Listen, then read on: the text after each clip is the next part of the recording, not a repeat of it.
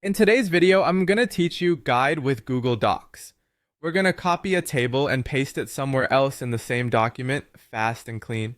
This method is great when you want to reuse a layout without rebuilding it. I'll keep it simple and add quick tips so your selection, cursor placement, and formatting carry over exactly as expected. By the end, you'll be able to duplicate any table with confidence without breaking your document's layout. Begin by highlighting the table you want to copy. Click at the top left cell and drag to the bottom right so every cell turns blue. Include all columns and rows, plus any header row your table uses. If you miss a cell, keep dragging until the entire grid is covered.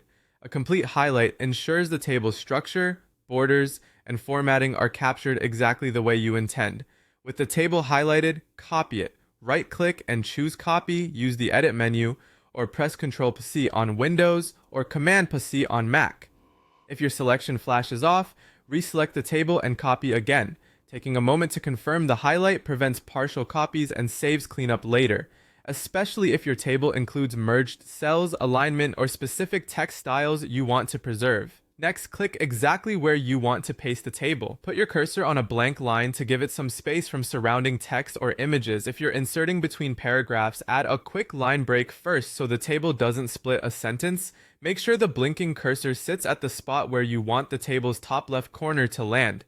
Paste the table. Right-click and choose Paste, use the Edit menu, or press Ctrl+V on Windows or Command+V on Mac. The table should appear with the same content and formatting as the original. If it looks off, undo with Ctrl or Command+Z, reposition your cursor on a clean line, and paste again. Avoid pasting inside another table unless that's on purpose, since it can create a nested layout that's harder to edit. And you're done. Give it a quick scan to confirm spacing, borders, and data all match your source. Because you copied the full selection, everything from cell structure to styles should come across.